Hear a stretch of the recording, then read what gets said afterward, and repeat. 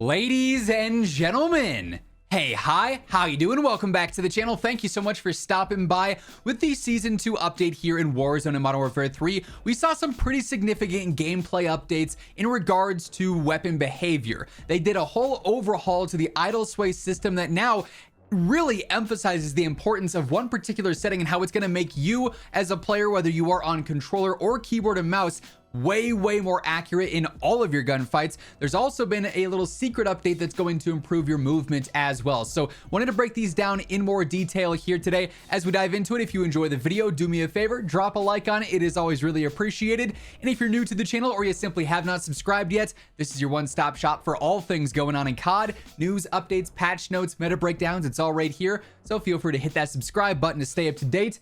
But as mentioned, the Season 2 Reloaded update did this idle sway overhaul. The patch notes say when a player is aimed down sight, idle sway kicks in, and that's the RNG in a gunfight. That idle sway is your weapon going up to the right and then down and then back up, right? It's that inconsistent motion that's going to affect your fights pretty drastically, especially over longer ranges, especially on keyboard and mouse.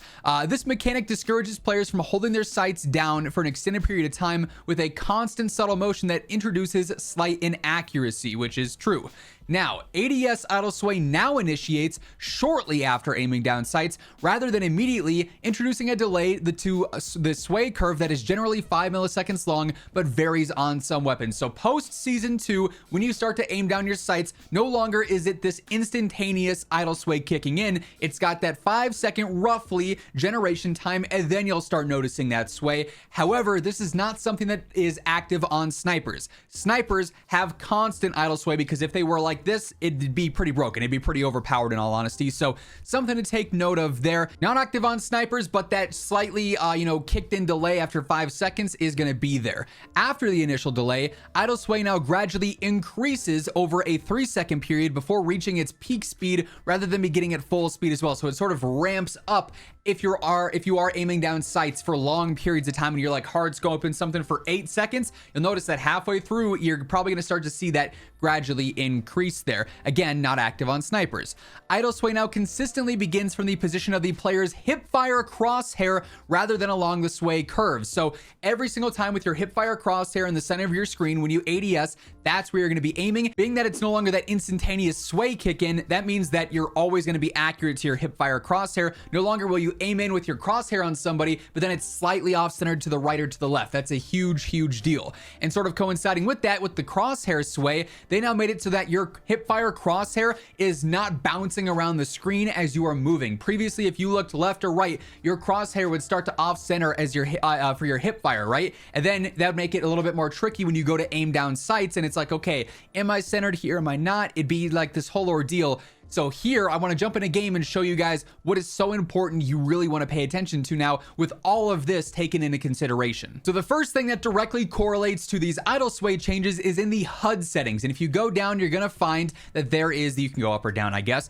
the crosshair setting. And when you click show more, you turn this on initially, you're going to see there is the center dot option now. And what this does is places a dot in the center of your crosshairs at all times. Now you can adjust the size of this. If you want the really large one, go for it. If you want the default one, go for it. That's more preference based, but you'll see that if I were to go into the gunsmith here really quick, I now have that center dot on my screen in my crosshairs, and you can see that as I move, it's no longer bouncing around. It's constantly there, and when I go to aim down sights, that center dot exactly where my optic is going to be. Then you can see it varies by weapon, but a few seconds in, I start getting this sway, which then makes me a lot more inaccurate. But then I zoom out, zoom back in, right on that center dot. So turning this center dot setting on, I've already recommended that you have it on in the past for centering purposes, but now it is more important than ever to have this on as a setting. This center dot is going to allow you to be so much more accurate in gunfights. Say you're coming up to a fight and you know that this guy's here and you got that center dot on him, you know, if that center dot's on his chest, you ADS, you're on his chest. If it's on his head, you ADS,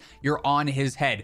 That's going to be so clutch for getting those one-on-one gunfights quick and over with. You're going to be the victor in those scenarios because you have this experience in game. Now, it's something that, centering is always something you can improve upon. No one's got it perfect, but turning these settings on now with these newly implemented idle sway features, huge deal. Hey everyone, real quick, wanted to take a second and highlight gamer advantage. Of course, in every single video, you guys see me rocking my Horizon frames, and even when I'm not recording videos, these are on all day, every day. I've said it before, I'll say it again. These are by far the most important part of my day-to-day setup. And the reason for that is that these allow me to be the most efficient I can be every single day. Wearing them, I'm getting reduced headaches, reduced eye strain, and best of all, I'm sleeping better at night so I can wake up feeling nice and refreshed every single day to get back on that grind to make content for y'all. So if you're looking at screens for long periods of time, whether it be playing games, doing work, doing school, whatever the case is, do yourself a favor, get a pair of Gamer Advantage glasses. They offer prescription and regular lenses, a bunch of different frames and colorways, a little bit of something for everyone. And if you do want to pick up a pair, throw in code WHosImmortal at checkout